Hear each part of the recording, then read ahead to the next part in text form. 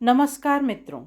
कहानी के पहले भाग में आपने सुना कि शेखर और उसकी पत्नी के किस प्रकार मिले और कैसे उनकी शादी हुई।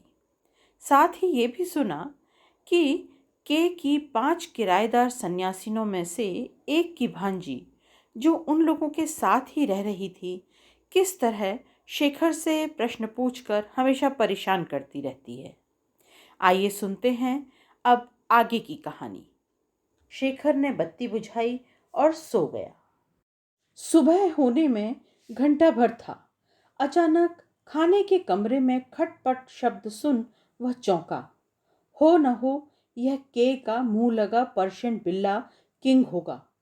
उसके हिस्से का नाश्ता मेज पर ही धरा था। सब प्लेट प्याले तोड़ ताड़ कर रख देगा बच्चा। वह झुंझला कर उठा और खाने के कमरे की ओर लपका। आइए। मुस्कुराती किशोरी का कंठ केक के एक बड़े से टुकड़े से अवरुद्ध था। फिर भी उसने ऐसी अभ्यर्थना की जैसे वही गृहस्वामिनी हो। बड़ी भूख लगी थी। वह बड़े प्यार से ढीठ स्वर में बोली, सुबह आपकी केक का नाश्ता देखती रही। ढेर सारा सामान बचा था, अपने को रोक न सकी। इधर मौसी की मंडली की नवरात्रि चल रही है। जी में आता है कोटू के आटे और उबले आलू को गोली मार दूं। वाह, खूब बढ़िया खाना खाते हैं आप लोग तो। अपनी लाल तीखी जिह्वा के छोर से उसने अपने रसीले अधर चाट चटकारा लिया और अचार की लाल मिर्च को मठरी पर मसल कर मुख में धर लिया। इसी अचार को लेने गई है ना आपकी के गोरखपुर? भाई वाह, मान गए बादशाही अचार को। शेखर उस बेहया लड़की के दुस्साहस को देखकर दंग था। थोड़ी ही देर में छेदी आता होगा। पता नहीं यह सिरफिरी क्या कर बैठे। कहीं किसी पागल खाने से भाग कर आ गई, कोई पगली वगली तो नहीं है यह। आप हैं कौन? मन की उधेड़बुन झुंझलाहट भरे प्रश्न के रूप में निकल पड़ी। तो शेखर को अपने रूखेपन पर ग्लानि भी हुई। आपसे मतलब? किशोरी एक एक ढकी प्लेट को खोलकर देख रही थी। सब कुछ चाट चुकी थी वह। एक तश्तरी में बड़ी टिकिया मक्खन की धरी थी। उसने लपक कर वही मुख में धर ली। देखिए, शेखर गिड़गिड़ाया, पता नहीं आप कौन हैं, पर इधर सब नौकर आते होंगे। आपको मेरे साथ अकेली देख लेंगे तो अच्छी बात नहीं होगी। क्यों अच्छी बात क्यों नहीं होगी भला? आप बुरा माने या भला, जब तक आपकी के नहीं आती हम जरूर आएंगे। अब चलूं? धन्यवाद। और वह उठते ही किसी चतुर दस्यु कन्या सी मेज पर धरी के की फिल्मी पत्रिकाएं बगल में झपट्टा मारकर दबा ले गई। वाह, खूब माल हाथ लगा है आज। दिन भर मजे से कटेगा। मौसी के यहाँ तो सिवाय धर्म ग्रंथों के कुछ पढ़ने को ही नहीं जुटता। कहती कहती वह फुर्ती से आंगन पार कर अपनी सेतु टहनी को पकड़कर अपनी सीमा में कूद गई। शेखर ने चोरी तो देखी थी, पर ऐसी सीना चोरी देखने का यह पहला अवसर था। उस अपरिचित के उत्पात से बचने का एक ही उपाय था। दिन भर वह अपने मित्र रमन के साथ बोर्डिंग में बिता लेगा। कह देगा घर पर पढ़ाई ठीक से नहीं होती। एक दो दिन ना हो, मैस का ही खाना सही, फिर तो के आ ही जाएगी। रात को देर से लौटेगा और कमरा भीतर से बंद कर सो जाएगा। फिर क्या छत से टपकेगी छोकरी। अपनी योजना से परम संतुष्ट हो वह बैग में कपड़े ठूंस ही रहा था कि एक हल्के धमाके से चौंका। जिसे छलने की सहस्त्र योजनाएं बनाई जा रही थीं, वह छलनामयी स्वयं मुस्कुराती सशरीर उपस्थित हो गई। ओह, मुझसे डरकर भागे जा रहे हैं क्या? लपक कर उस दुस्साहसिनी ने बैग छीन लिया। देखूं क्या क्या लिए जा रहे हैं। अपनी केक का फोटो वोटो भी धरा है या नहीं? वह एक एक चीजें नीचे फेंकने लगी। छी छी, आपकी के मुटल्ली देखने ही देखने की है हथिनी। यह कोई स्वेटर है भला? हमारा बुना स्वेटर देखिए तो बस देखते ही रह जाएंगे। हमारे जीजाजी कहते हैं, केशी, तुम सा गला तो कोई बना ही नहीं सकता। लेकिन इन सब बातों को सुनने का मुझे शौक नहीं है। शेखर अब कुछ कुछ मुखर हो उठा था। अचानक ठक से एक धीमी पदचाप से दोनों ने एक साथ चौंक कर द्वार की ओर देखा। एक मोटा सा बिल्ला मूछें चाटता निकल गया तो किशोरी जोर से हंस पड़ी। वाह, पतति पतत्रे विचलित पत्रे। गीत गोविंदम पढ़ा है आपने? आप भला क्यों पढ़ेंगी? असली मेम के साहब हैं। हम तो भाई संस्कृत के शास्त्री जी की बिटियां हैं। देखिए, आप शास्त्री जी की बिटियां हों या महामहोपाध्याय की। अरे बाप रे! दोनों पैरों की पलथी मार, बाहों को घेरे में बांध किशोरी कुर्सी पर ही झूला सा झूलने लगी। पेट में दांत भी हैं साहब के। आप जाएंगी या नहीं? शेखर अब बौखला गया। पता नहीं नौकर कब आ टपकें और कैसे क्या क्या कह दें। छी, कैसा नीच मन है आपका। अब वह बड़े व्यंग से मुस्कुराकर उठ गई। आपने क्या सोचा? आपसे प्रेम करने आई थी मैं। सोचा था मौसी का दल 5 बजे लौटेगा, तब तक 2 घड़ी आपसे बतियाकर जी बहला आऊंगी। खैर, फिर आऊंगी। अब आपका छेदी आए तो जरा अपना मोटी बुद्धि का चोला उतार खूंटी पर टांग दीजिएगा। छुट्टी दे दीजिएगा उसे। कहिएगा सिनेमा देख आए, समझे? उसने अपनी भुवन मोहिनी हंसी का बाण ताक कर छोड़ दिया था। अचूक निशाने सा विधा शेखर का हृदय कपोल धरा पर फड़फड़ा गया। शेखर तो क्या, संसार का संयमी से संयमी पुरुष भी होता तो वह भी उस दिन छेदी की सदा के लिए छुट्टी कर देता। चंचल अनजान सुंदरी किशोरी ने उसका हाथ थामते ही उस भीरू पुरुष की एक एक शिरा में अनोखा दुस्साहस भर दिया। वह अब आग की लपटों में कूद सकता था, आंधी और तूफान से लड़ सकता था। कुछ ही अमूल्य क्षणों ने के का अस्तित्व सदा के लिए मिटा दिया था। उसके दाएं बाएं दामिनी सी दमकती बित्ते भर की छोकरी उसे अंगुलियों पर नचा रही थी। दोनों का अभूतपूर्व दुस्साहस जंगली हिरण सा कुलांचे भरने लगा था। छेदी की पदचाप सुनते ही किशोरी जंगली खरगोश की तेजी से चौकन्नी हो वार्डरोब के पीछे दुबक जाती। मौसी के दल को उसने स्वयं बड़े प्रपंच से मिर्जापुर की विंध्यवासिनी के दर्शन को भेज दिया था। उधर के का ट्रंकॉल आया था कि रायजादा की बहू को झूठे दर्द उठे थे, पर कभी भी सच्चे दर्द उठ सकते हैं। इसी से उसे 8-10 दिन रुकना पड़ेगा। सुनते ही किशोरी शेखर के गले में हाथ डालकर झूल पड़ी थी। हाय, ईश्वर करे रायजादा का नाती माँ के गर्भ से दाढ़ी मूछें उगाकर जन्मे। पर रायजादा के नाती को युगल प्रेमिका की इस प्रणय किलोल में सहयोग देने का धैर्य नहीं रहा और अभागा उसी रात को जन्म ले बैठा। पति से इतना लंबा बिछो के को असह्य हो उठा था। आज तक वह इतने लंबे अरसे के लिए शेखर से कभी विलग नहीं हुई थी।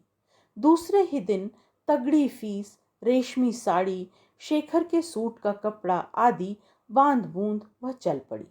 वह पति को बिना तार किए ही चौंका देने की योजना बना चुकी थी। उधर प्रेमी द्वय के की अनुपस्थिति का महोत्सव मनाने में आकंठ डूबे थे। अब छेदी की भी मुट्ठियां गर्म कर अपने साथ मिला लिया गया था। अभी भी कमरे की परिधि पार कर दिन में कहीं जाने का साहस दोनों नहीं सजो पाए थे, पर फिर भी एक रात को दोनों सिनेमा का सेकंड शो देखने निकल पड़े। नियति मुंह छिपाकर हंस रही थी। उसी मनहूस रात को के रात की गाड़ी से ठीक 11 बजे रिक्शा लेकर आ धमकी। गोल कमरे की बत्ती जल रही थी। निश्चय ही उसका अध्ययनरत पति द्वार की ओर पीठ किए पुस्तकों में डूबा होगा। धीमे से जाकर आंख मूंद लेगी वह। ऐसे ही खिलवाड़ तो उसे पसंद थे। पर बेचारी के आंख मूंदती किसकी? वहां तो शेखर की कुर्सी पर ठाठ से बैठा छेदी बीड़ी फूंक रहा था। बेहया, कमीना कहीं का, यहाँ कैसे आ गया? छेदी अचानक साक्षात शव वाहना चामुंडा का तमतमाया चेहरा देखकर थर थर कांपने लगा। सरकार, मेरा कुछ कसूर नहीं है। के वह पैर पकड़कर लौट गया। पहले तो दीवार फांद कर आती रही, जब से संतनियां गई हैं खुले खजाने आपके माल पर डांका डाल रही है। हमारा खून खौलता रहता है, पर क्या करें, नौकर आदमी है, साहब का हुक्म कैसे टालें अन्नदाता। धूर्त नापित विषधर अब कुंडली खोल पूरा फन फैला चुका था कि हक्की बक्की रह गई, पर अपनी अनभिज्ञता इस धूर्त के सम्मुख बड़े छलबल से ही छिपानी होगी। साहब कहाँ हैं? उसने स्वाभाविक स्वर में पूछा।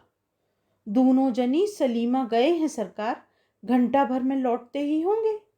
कुचाली छेदी की आंखें मियाँ बीबी का संभावित दर्शनीय कुश्ती देखने की ललक से कांच की सतरंगी गोलियों सी चमक उठी। उसका क्या, अब भुगतेंगे दोनों। उसे मिली रकम तो अब कोई छीन नहीं सकता था। उसने मन ही मन कहा कि चौकन्ना हो गई। गरज तरज आंसू चीख पुकार से बात कुछ बनेगी नहीं। क्या पता शेखर उसे छोड़ छाड़ इसी दीवार फांदने वाली के पीछे चल पड़े। पर यह थी कौन? बिना छेदी को मिलाए बात बनेगी नहीं। छेदी की मुट्ठियां एक बार फिर गर्म हुई। सब कुछ सुनकर के सन्न रह गई। क्षण भर को बुढ़िया का पीला पड़ गया चेहरा देख छेदी को तरस आ गया। मैं स्टेशन जा रही हूँ छेदी, के ने रुमाल से नाक पोंछकर कहा। रात भर वहीं रहूंगी। शेखर से कहना मेरा गोरखपुर से ट्रंकॉल आया था कि मैं कल सुबह पहुंच रही हूँ। अगर तुमने उसे मेरे यहाँ आज आने के बारे में कुछ कहा तो फिर मुझे जानते हो। छेदी क्या उसे जानता नहीं था? फूल सी सुकुमारी कितनी ही किशोरियों को लूटपाट उसके पाप की गठरियों का कचरा धोते क्या नहीं देख चुका है इस हत्यारिन को। दूसरे दिन सुबह शेखर कार लेकर स्टेशन गया। के ने नित्य की भांति कार में बैठते ही अपना माथा उसके वृषभ स्कंध पर टिका दिया। वह कुछ तन सा गया तो के को लगा वह वहीं पर फूट फूट कर रो पड़ेगी, पर वह जानती थी कि अब उसे उस तरह की धार पर चलना है। मेरे गए में तुम्हें कुछ तकलीफ तो नहीं हुई शेखर? उसका स्वर चार तार की चाशनी में डूबा था। नहीं। पति के संक्षिप्त रूखे स्वर के चांटे ने भी उसे हताश नहीं किया। रायजादा के नाती हुआ है, तुम्हारे लिए बहुत बढ़िया सूट का कपड़ा भेजा है। अच्छा। व्यंग से तिरछे खिंचे अधर पर शेखर की कुशलता से तराशी गई पतली मूछें भी तिरछी हो गईं। प्रेम तरंगा कुला के ने बड़े प्रयास से अपने को रोका। अगणित कंदर्प छवि को म्लान कर रही उसके पति की छवि उसके गाल के बित्ते भर की दूरी पर थी, और दिन की बात होती तो वह उसे उस भीड़ भरे चौराहे में ही झूम कर चूम लेती। पर मन मारकर उसने अपने आप को रोक लिया। घर पहुंचते ही छेदी स्वागत को खड़ा था। क्यों छेदी, ठीक हो? साहब को खूब आराम दिया ना? अपने सफल अभिनय पर के को स्वयं ही गर्व हुआ। हाँ सरकार, अपनी जान तो खूब आराम दिए हैं। कपटी काक दृष्टि से वह अपने साहब की ओर देखकर मुस्कुराया, पर साहब गुमसुम था। दोनों चाय लेने एक साथ बैठे। कठोर मानसिक आघात भी के की भूख नहीं हर पाया। उसने कचर कचर पकौड़ियाँ खाईं, आधी डबल रोटी साफ की, भुने बादाम, 2 पोंच अंडे भकोस गई, सेव लेकर सोफे पर लद गई। नित्य के अभ्यास से उसने अपनी मैयर के मोटे तुम्बी सी टांगें नीचे लटका दी। बी ए ब्रिक डार्लिंग, जूता खोल दो हमारा। पर शेखर अब उस उल्टे पड़े अवश बीटल की भांति अचानक सीधा होकर भन्नाने लगा। हमसे नहीं खुलेगा, छेदी को बुला लो। रोशनदान की आंखों की जादुई छड़ी उसे उठा बिठा रही थी, और यह सेव की ओट से चतुरा के ने भी देख लिया था। सॉरी शेखर, उसका गला भर आया और वह स्वयं जूता खोलने लगी। रात को शेखर भूखे शेर की भांति चक्कर लगा रहा था। किशोरी की एक ही दिन की गैर हाजिरी ने उसे अर्ध विक्षिप्त सा कर दिया था। शेखर डियर, अचानक के को अपने पास खड़ी देख वह झल्ला गया। क्या है? उसने डपट कर पूछा। आज बड़ी संतनी आई थी शेखर, विंध्यवासिनी का प्रसाद देने। साथ में उसकी एक प्यारी सी भतीजी भी थी। उस प्यारी के नामोल्लेखन मात्र से ही शेखर की आंखें चमकने लगी। यह भी के ने देख लिया था। मैंने उन सबको कल शाम चाय पर बुलाया है। पांचों तो केवल फलाहार लेंगी, पर उस प्यारी बच्ची से मैंने पूछा उसे क्या पसंद है। बोली कुल्फी। सच अ चाइल्ड। तुम कुल्फी छूते नहीं हो। खैर, तुम्हारे लिए कुछ और बनवा लेंगे। शेखर का हृदय गदगद हो गया। चलो, आज नहीं तो कल ही सही किशोरी की झलक तो देखने मिलेगी। दूसरे दिन की संध्या के आयोजन में कहीं भी कोई त्रुटि नहीं थी। फलाहारी संतनियां कभी कांधारी अनार पर दांत मारती, कभी रामगढ़ के सेवों पर, कभी गुच्छे के अंगूर चट कर हरिओम हरिओम कर अंगूरी डकारों को मशीन गन से चला देती। किशोरी से शेखर का परिचय स्वयं के ने करवाया। शेखर, इससे मिलो, संसार की सर्वश्रेष्ठ सुंदरी। संसार की सर्वश्रेष्ठ सुंदरी से शेखर का कितना प्रगाढ़ परिचय था, वह खूसट भला क्या जानेगी। शेखर मन ही मन मुस्कुराया। किशोरी कोने में खड़ी कुल्फी पर कुल्फी दागे जा रही थी। इतना मत खा लेना केशी, बीमार पड़ जाएगी। हेड संतनी अब तक अपने राम ढोल से पेट में रामगढ़ी सेवों का एक छोटा मोटा आर्चट बना चुकी थी। टोकती क्यों हो, बीमार पड़ भी गई तो मैं हूं। अपनी सुमेरु पर्वत सी छातियों को ठोंकती के आगे बढ़ाई। जानती हूँ बहन। किशोरी की मौसी ने अपना सोने की दंतपुती से दांत खोद कर कहा। तुम्ही ने तो हम पांचों को प्राणदान दिया था। खा पीकर पांचों विदा हुई तो शेखर मन भरा सा कमरे में बैठा रहा। बार बार वह त्रिषित चातक सा रोशनदान की ओर देख रहा था, पर अटारी सूनी थी और वह जानता था कि आज सूनी ही रहेगी। बड़ी देर तक बैठा पढ़ता रहा। के दो तीन बार बुलाने भी आई, पर निराश होकर लौट गई। एक अजीब बेचैनी से शेखर का दम घुटने लगा। वह उठ ही रहा था कि किसी ने द्वार भड़बड़ाया। डॉक्टरनी बहन, डॉक्टरनी बहन। भूतनी सी बाल फैलाए बड़ी मंजली और छोटी संतनी खड़ी थी।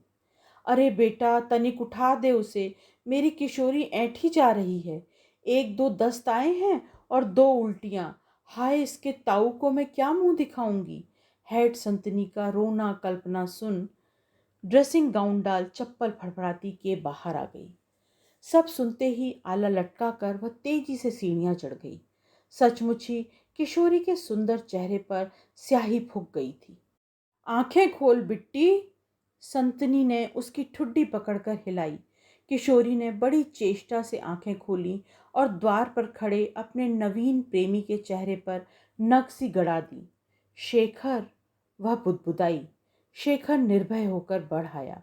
पलंग की पाटी पर बैठ उसने किशोरी की हिम शीतल हथेली थामकर गाल में सटा ली। पांचों संतनियों की आंखें आश्चर्य से बाहर निकल आईं। के जेल की कठोर जेलर सी सिरहाने खड़ी थी। किशोरी के प्राण जैसे शेखर की ही प्रतीक्षा कर रहे थे। देखते ही देखते पुतलियां उलट गईं। पांचों संतनियां अपना ज्ञान, योग और यम नचिकेता संवाद भूल सामान्य मानवियों की भांति छातियों पर दुहत्तर चलाती पछाड़े खाने लगी। हाय मेरी बच्ची, तूने अभी सुख ही क्या देखा। तू कहाँ गई री। देखिए, के ने बड़ी संतनी का कंधा पकड़कर हिलाया। होश में आओ बहन। वैसे तो इसे कॉलरा था, पर सुबह होने से पहले ही अर्थी उठा दीजिए। उस हरामजादी पुलिस का कुछ ठिकाना नहीं, बेकार में परेशान करेगी। संसार त्यागी संतनियां पुलिस से बेहद घबराती थी। सोने की सी काया को अर्थी में कस कसा कर अस्पताल के कर्मचारी राम के नाम की महिमा से आकाश गुंजाते चल दिए। पीछे पीछे सिर झुकाए शेखर को भी जाते के ने देख लिया। वह कमरे में अस्पताल के लिए तैयार होने लगी। एकाध मौत क्या डॉक्टरनी को अस्पताल जाने से रोक लेती। वहां तो ऐसी आकस्मिक मृत्यु नित्य दाल भात थी। एकाएक किसी घिनौने कैंचुए सा रेंगता छेदी द्वार पकड़कर खड़ा ही रह गया। हमारी बख्शीश सरकार।